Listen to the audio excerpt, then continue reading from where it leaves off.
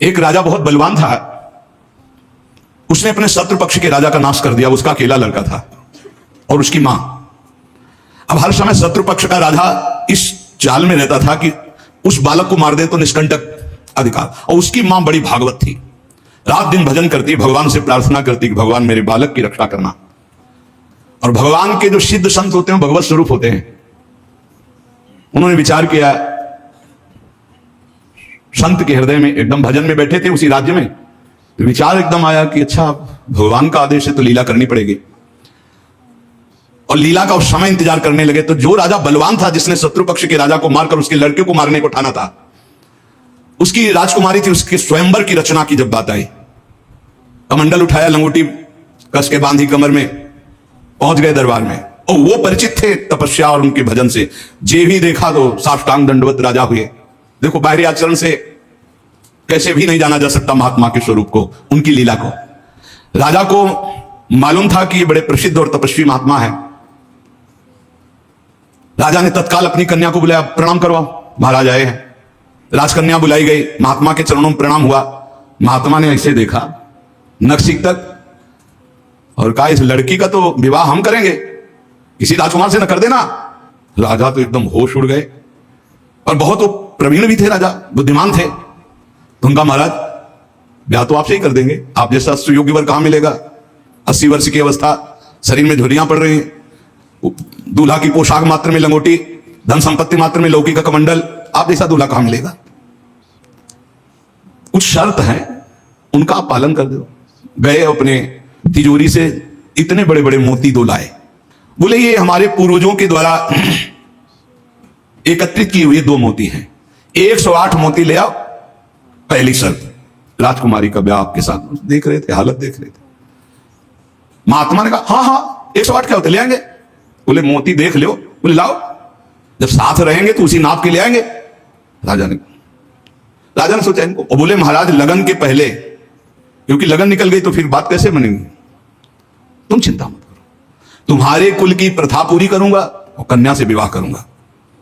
पर एक बात ध्यान रखना, अगर विलंब हो जाए तो किसी के साथ पाणी ग्रहण नहीं कर देना, नहीं तो जो आ गया।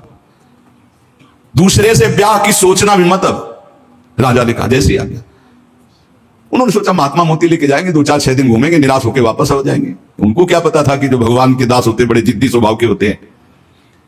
अब वो ऊंचे दर्जे के सिद्ध महात्मा हाथ में मोती लिए हुए पहुंचे। विचार किया कि यार मोती किससे मांगू, किससे खोजूं, कहां जाऊं। तो उन्होंने कहा, समुद्र को रत्न गर्भा कहा गया, क्योंकि समस्त रत्न है, रत्नाकर है, सब रत्न उसमें विराजमान।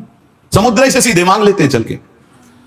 गए, ध्यान आया कि 3 दिन तक भगवान राम जो है उपवास करके बैठे रहे, नहीं आया तो हम तो 30 दिन बैठे रहेंगे तो नहीं आएगा, क्या करें। तो लौकी का कमंडल था, कमंडल उठाया, उलीचने लगे। 1 दिन 2 दिन 3 दिन लगातार, और खूब नाम जप भगवान का, और हर कमंडल में नाम जप करके, मंत्र जप करके जल उलीचने लगे। नाम का प्रभाव, समुद्र के हृदय में जलन पैदा हो गई। समुद्र एक साधारण पुरुष के रूप में पीछे से आवाज की, बाबा ये क्या कर रहे हो।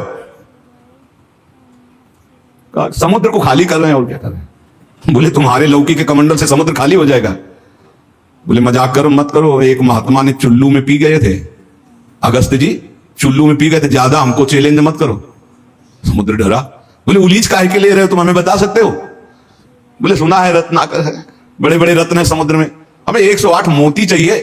बोले अगर मोती मिल जाए तो समुद्र उलीचना बंद करो, काहे को मेहनत करेंगे हम। बोले वो तो हम दे रहे हैं तुम्हें, दिखाओ मोती। मोती निकाले हुए से ढेर सारे मोती, एक लहर आई, नाप नाप के 110, क्योंकि 2 वो और 108 झोली में डाले। समुद्र ने कहा और भर लो। बोले मकिंचन महात्मा है, हमें नहीं चाहिए, ये दुल्हन लेने के लिए शर्त है, इसलिए हमने इनको लिया है और जा रहे हैं।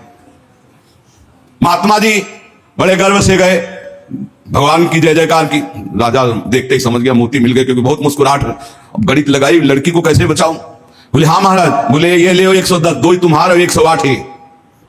बोले महाराज जी आपसे कहा था कि कुछ शर्तें हैं, एक तो पूरी हो गई, दूसरी एक है कि हमारे शत्रु पक्ष के राजा का वध तो मैंने कर दिया, उसका एक लड़का है, उसकी खोपड़ी तुम हमें ले आओ। महात्मा जी ने विचार किया कि सारा खेल भगवान के इशारे से तो उसी की रक्षा के लिए हो रहा है, भगवान ज्ञान समुद्र है। बोले अवश्य उसकी खोपड़ी लाके देता हूं अभी। उसका जो कुमार है उसको हर समय मंदिर में बैठाल करके खूब कीर्तन भजन करवाती उसकी मां, क्योंकि उसको पता था भगवान ही समस्त मंगलों का विधान करने वाले हैं। अब महात्मा जी उसके राज्य में गए, जो ही राजमाता ने देखा दरबार में संत आए, प्रणाम किया, महल में ले गई, बढ़िया उनको भोग पवाया और कहा प्रभु आज्ञा कीजिए, कैसे आगमन हुआ, स्वाभाविक दर्शन या कोई आदेश पालन?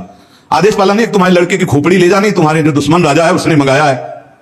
सहम गई। तो उनका महाराज मैं तो मां हूं, मैं तो काट नहीं सकती, आप साधु हो, आप काट के ले जाओ, ये लड़का मैंने आपको दिया।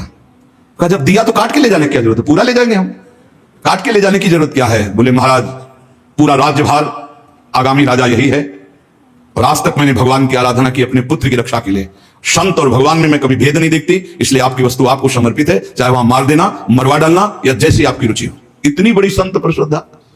वो मुस्कुरा कर बोले जब हमें दे दिया तो तुम हमें उपदेश मत दो, मुझे क्या करना है पता है। महात्मा जी गए, बोले राजा तुम सर मांग रहे थे, हम पूरा लड़का ले आए, पर ध्यान रहे एक भी बाल बांका नहीं होगा, पहले भावरे फिरेंगी, इसके बाद तुम्हें जो मनावे सो कर देना। राजा ने बहुत खुश हुआ, बोले बंदी नहीं, बिल्कुल ऐसे ही राजकुमार की तरह बैठा लो, हमारा ब्याह हो जाएगा, हम दुल्हन लेके चले जाएंगे, फिर तुम्हारा जैसा मनावे वैसा करो। राजा राजी हो गया, सिंहासन पड़ा, राजकुमार की तरह बैठा, दुल्हन सजा, तो सब शर्त पूरी हो गई थी। वर पक्ष की जहां बैठक वहां बैठे महात्मा जी, वही जनाती वही बराती, उनके कौन कोई तो था ही नहीं। महात्मा जी विवाह मंडप के नीचे बैठे हैं, आचार्य आए, पूरा दूल्हा भेष सजाया गया महात्मा जी का, लंगोटी में, केवल लंगोटी कमंडल, संत की लीला।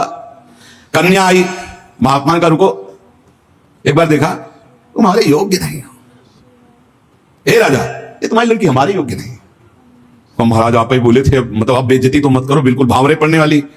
लड़के की तरफ देखा, हे यहां खड़े हो बगल में, ये योग्य है, तुम्हारी लड़की की एक, चुप, ब्याह कर इसके साथ। तुरंत अपने तपोबल से उस लड़के का ब्याह कराया, बोले सौभाग्य हो गया, जाओ। मां ने आराधना किस बात की थी कि दुश्मन राजा कहीं हमारे पुत्र को ना मार दे, और ये आदेश भगवान ने संत को दिया, तो इतनी बड़ी लीला संत ने रची, और उस राजा से कहा होश में तुम्हारी बेटी का सुहाग है, पूरी सुरक्षा उस राज्य की भी तुम्हें करनी, और अगर हमें सुनाई दिया किसी भी तरह का विरोध, महाराज। कभी कभी भगवान की आज्ञा से संतजन कुछ ऐसी लीलाएं करते हैं जिन लीलाओं को बाहरी आचरणों से आप जान ही नहीं सकते कि मामला क्या है। तो कहना है कि बाहरी जो लीला है वो तो कोई नाटक का पात्र भी कर सकता है, लेकिन संतों की लीलाओं को बिना भगवत प्राप्त कोई जान नहीं सकता है। हमारे ग्वारिया बाबा वृंदावन के सेवा कुंज गली से मस्ती से में चले आ रहे हैं, यार की मस्ती में, सामने से कुछ बंगाल से एक परिवार आए हुए थे दर्शन करने, उनके साथ लड़की को देखा, 70 वर्ष के होंगे बाबा, ग्वारिया बाबा। बिराज गए, बोले नहीं हम इससे ब्याह करेंगे। अरे बंगाली बोले कैसे करोगे तुम ब्याह, बेटी हमारी है वैसे, बोले नहीं। अब तो आवाज हुई तो सब ब्रजवासी इकट्ठा हो, ब्रजवासी हंसने लगे क्योंकि जानते थे बाबा सिद्ध है और बालवत उनका व्यवहार। बोले लेंगे, दुल्हन लेंगे, इसी के साथ विवाह करेंगे। बंगाली ने कहा तुम चिता में भरो चाहे भरो, हम अपनी बेटी का ब्याह तुमसे, तो बोले नहीं करेंगे। झगड़ा शुरू, ब्रजवासी बंगाली से बोले भैया तुम नहीं जानते ये सिद्ध महापुरुष है, एक बार हाँ कर दे, ये जल जाएगा बाबा। बोले अगर कुछ भी हो तो हम लोग हैं, तुम चिंता मत करो, एक बार हाँ कर दो। उनको समझाया, अलग ले जाए। बोले बाबा ब्याह के लिए तैयार है। बोले तैयारी की जाए। वो तो घबरा रहा है। ब्रजवासियों का बाबा पूरी तैयारी है, बस तुम अपनी तैयारी कर लो दूल्हा बनने की। यार नहीं इच्छा तुम्हारी? नहीं। बोले हमारे यार की इच्छा नहीं। जल्दी। संतों की बाहरी लीलाएं ऐसी, जो सिद्ध पुरुष होते हैं उनको लोक व्यवहार की, क्योंकि वो अब सबको भगवत स्वरूप देकर एक आनंद लीला उनकी चलती रहती है। तो कह रहे कि नाटक करना गंभीरता का, ये सब ये तो नाटक पात्रों में हो सकता है, लेकिन भगवान के संतों की अभिनय की बुद्धि नहीं होती, वो स्वाभाविक भगवत प्रेरित लीलाएं उनकी होती रहती। बोले मिताहार, आधा किलो देसी घी, किलो 1.5 किलो रबड़ी, आधा किलो 1 किलो दाल सब्जी, ऐसी रोटी बीता से ना पी जाए। अच्छा कोई देखे है चल उधर देख, अब प्रसाद पाए। संतों की तो लीलाएं जान नहीं सकते। 10 ग्राम संख्या एक बीजा में मर जाए। जो भगवत प्राप्त महापुरुष है उनकी अलग अलग लीलाएं होती हैं। इसलिए कह रहे जो सिद्ध पुरुष है उनको बाहरी आचरण, अगर वास्तविकता आपको देखनी साधुता की तो मुमुक्षुता में देखिए, या जो साधक तन्मयता पूर्वक भजन में लगे उनको देखिए। सिद्ध पुरुषों से आप पहचान नहीं सकते कि किस कोटि के महापुरुष है। संत आंतरिक क्षमता से युक्त होते हैं। क्या भक्ति से ऐसी ऊंचाई प्राप्त होती? ज्ञान से और भक्ति से, दोनों से ऊंचाई प्राप्त होती है। या कोई ज्ञान मार्ग का उत्तम पथिक या भक्ति मार्ग का उत्तम पथिक। अज्ञानी पुरुष तो प्राप्त समझ ही नहीं सकता संत महापुरुषों की चेष्टाओं को। तो क्या अपने को सबसे श्रेष्ठ समझते हैं संत? नहीं नहीं नहीं, सबको अपने से श्रेष्ठ समझते हैं भक्ति के संत, और सबको आत्मस्वरूप समझते हैं ज्ञानी संत। अपने से सबसे श्रेष्ठ समझते हैं भक्त सिद्ध संत। शो अनन्य गति जाके असमति न टरे हनुमंत, मैं सेवक सचराचर रूप स्वामी भगवंत। मैं सेवक हूं, चराचर जगत मेरे भगवान का स्वरूप है, इस सिद्ध भक्त का। और जो ज्ञानी होता है वो सर्वम खलविदम ब्रह्म, वो ब्रह्म स्वरूप अपने आत्मस्वरूप का अनुभव करके नानात्व का विस्मरण कर देता है। भक्त समस्त विश्व के लिए भजन करता है। देखो, साधक अपने लिए भजन करता है, सिद्ध किसके लिए भजन करता है? विश्व के लिए। सिद्ध पुरुष का तन मन और भजन, ये प्रत्येक चेष्टाएं जगत मंगल के लिए होती है, उनका अपने लिए कुछ नहीं होता। जैसे साधक परेशान रहता, मेरा कल्याण हो जाए, उसके लिए भजन साधन कर। सिद्ध पुरुष का नहीं, उसकी सारी भजन साधन की चेष्टाएं, सब जितना दिनचर्या है वो जगत मंगल के लिए होता है। सब पूरे संसार को देते रहते, तुम्हारा मंगल हो, तुम्हारा कल्याण हो। उनके पास कोई चीज नहीं रहती, कोई चीज नहीं, सब पर भगवान का अधिकार, सब भगवत स्वरूप जगत, इसलिए अपना कुछ नहीं। बड़ा ऊंचा भाव होता है भक्त का, जो सिद्ध महापुरुष होता है। जब तक देखो संतों की चेष्टाओं को नहीं जान पाओगे, उनका जो भाव होता है बड़ा विचित्र होता है। एक नाव में बहुत से लोग बैठे हुए थे, संत भगवान भी बैठे हुए थे, आराम से नाव चली जा रही थी, सब इधर उधर की बातें कर रहे थे। संत तो एक उन्मत्त अवस्था में। नाविक ने कहा, सावधान, नाव भंवर में फंस रही है, अब डूबने वाली है। संत भगवान का कमंडल था, फौरन ढक्कन हटाया और भर भर करके नदी से पानी नाव में डालने लगे। अरे ये क्या कर रहे हो? किसी की नहीं सुन रहे थे, 10-12 कमंडल तो डाल ही चुके थे। इतने में नाविक ने कहा, भगवान की कृपा से नाव भंवर से निकल गई, बचने का संकेत है। जो कमंडल से डाला तो बाहर फेंकने लगे। सबने पक्का समझ लिया, जब डूबने वाली थी तो नदी से पानी डाल रहे थे, और जब बचने वाली है तो नाव से बाहर डाल लेते। पागल दिमाग के हैं। लेकिन वो नाविक बहुत से संतों को पार किए थे। तुम मत करना ऐसा, ये सिद्ध पुरुषों की बात कह रहे हैं। हाँ, जो कि हम भी सिद्ध ही दिखाने के लिए ऐसा कुछ करें तो पिट जाओगे। वहां सिद्धों की एक अलग भागवतिक महिमा भी होती है। बाहर गए तो सब चले गए थे, उसके बाद साष्टांग प्रणाम किया। नाविक ने कहा, महाराज जी इतना तो आप कृपा करके बता ही दीजिए, क्योंकि मैं प्रायः संतों को यहां से पार करता रहता हूं, तो संत कृपा हम पर है। आपके देखने से लगता है कि आप भजन में उन्मत्त रहते हैं। फिर आपकी चेष्टा मेरी समझ में नहीं आई। जब मैंने कहा नाव डूबने वाली तो आपने नदी से पानी इधर, और जब मैंने कहा बचने वाली तो नाव से नदी में डालने लगे। इसका मतलब क्या था? तो उनका जब हमें यह पता चला आपके मुख से कि भगवान डुबोना चाहते, तो हमने कहा भगवान की इच्छा में 10 कमंडल हमारे, तो हम डालने लगे। जब कहा बचाना चाहते तो हमने सोचा भगवान जब बचाना चाहते हैं तो हम भी सहयोग करें। तो जो डाला था वो बाहर कर दिया। जोई जोई प्यारो करे सोई मोई भावे भावे मोई, जोई सोई सोई करें प्यारे। जो इस सिद्धावस्था को प्राप्त है वो भगवान की रुचि में रुचि मिला के चलते हैं। ऐसा आप मत करना, सिद्धों की अलग लीला होती है। तो यहां कह रहे हैं जो भक्ति में जो परिपक्व महापुरुष है वो सारे जगत को भगवत स्वरूप मानकर अपने तन मन भजन के द्वारा सबका मंगल करते रहते, सबका हित करते रहते हैं। संतों में भागवती का आवेश होता है, वो बनावटी नहीं होता, भागवती का, उससे जगत मंगल होता रहता है। बनावटी खूब गढ़ छोल करके वचन बोलना, खूब लच्छेदार भाषण करना, ये तो बुद्धि की तरह से हो सकता है। लेकिन जो संतों में एक भागवतिक होता है, उसी से जगत मंगल होता है, उसी से जन कल्याण होता है। उसमें टुटका और जंतुर और कलावा और आंख में इनकी कोई जरूरत नहीं होती। उनकी दृष्टि मात्र से, वचन मात्र से जगत मंगल होता है। मुद मंगल में संत समाजू, जो जग जंगम तीर्थ राजू। चलते फिरते साक्षात तीर्थ राज हैं। दरस परस अग्नाश बास निज संग करो दिन, जिनके दर्शन मात्र से, स्पर्श मात्र से बड़े बड़े पाप नष्ट हो जाते हैं, ऐसे भगवान के प्रेमी संत जन होते हैं। तो क्या जैसे अज्ञानी मनुष्य को देह में ममता होती है, आसक्ति होती है, वैसे क्या संतों को भी अपनी देह प्यारी होती है? वैसा कि मैं पुरुष हूं और ऐसा अभिमान होता है? बिल्कुल नहीं। विशुद्ध ज्ञान और विशुद्ध प्रेम में मिट जाता है, बिल्कुल नहीं रहता। एक बार यही प्रश्न किया था एक भैरव सिद्ध करने वाले ने आदि गुरु भगवान शंकराचार्य जी से जाकर कि आपका ब्रह्मबोध होने के कारण शरीर से कोई राग नहीं है? बोले नहीं। बोले हम आपकी गर्दन उतार के ले जाए, हमारी भैरव यज्ञ पूर्ण हो जाएगी तो मैं सिद्ध हो जाऊंगा, क्योंकि आपको शरीर से कोई राग तो है नहीं, मिथ्या है आपकी दृष्टि में। बोले पक्का, पर अभी जो उतारोगे तो शिष्य लोग हैं, ये तुम्हारा हित कर सकते हैं। कल 4 बजे आना, यहीं पीपल के नीचे मैं ध्यानस्थ दूंगा, सर उतार ले जाना। वो 4 बजे आया अस्त्र लेकर, तो स्वामी नरसिंहाश्रम जी महाराज गंगा स्नान कर रहे थे। एकदम आवेश आया, हुंकार भरी दौड़ते हुए आए, और वो पहुंच भी नहीं पाया था, उठा के पटक दिया और नाखूनों से उसे फाड़ दिया। फिर एकदम आवेश शांत हो गया। तब ये भगवत आवेश, ये जो बड़े महापुरुषों के चरित्र हैं, ये बड़े शिक्षास्पद भी होते हैं और ये अलौकिक भी होते हैं। कभी कोई महापुरुषों की नकल न करे, हमारी प्रार्थना है, कभी नकल न करे कि हमारे गुरुजी ऐसे, तो नहीं, जो गुरुजी के उपदेश है उनके अनुसार चले। बड़े सिद्ध महापुरुषों के बड़े विचित्र विचित्र लीलाएं होती हैं। महापुरुषों की बाह्य चेष्टाओं को बिल्कुल नहीं समझा जा सकता, इसलिए कभी उनकी परीक्षार्थ ये जांच न करें कि हम बाहरी आचरणों से उनको, हम आपको सत्य कहते, बड़े बड़े महापुरुषों से मिले, आप कदापि नहीं जान सकते, कदापि नहीं जान सकते कि ये किस कोटि के महापुरुष हैं, किस कोटि के महापुरुष हैं। बहुत बहुत ही बड़े बड़ों को संशय हो जाए कि ऐसा नहीं हो सकता। जैसे भक्त संपूर्ण विश्व को साक्षात अपना इष्ट देव मानता है, काम पड़ने पर विश्व हित के लिए प्राण त्याग सकता है। क्या ज्ञान मार्ग में चलने वाला सिद्ध महात्मा भी ऐसा कर सकता है? हां। पहली बात तो उसकी दृष्टि में देह का, ऐश्वर्य का मूल्य ही नहीं है, तो उसको समर्पित करने में क्या देर लगेगा। अतएव अगर सुख पहुंचाने की जरूरत पड़े जगत को, तो ज्ञानी महात्मा अपने प्राण दे सकता है, जैसे भक्त अपने प्राण दे देता है। क्या ऐसे सिद्ध महापुरुषों के आचरण अनुकरण करने चाहिए? हां, जो आचरण उनके उपदेश से मिलते हो। सच्ची मानिए बहुत मुश्किल है, जो बड़े महापुरुष, शुद्ध महापुरुष, भगवत प्राप्त महापुरुष है, बहुत मुश्किल है, क्योंकि जब तक शरीर भान रहता है, जब तक साधना रहती, तब तक आचरण आप देख सकते हो।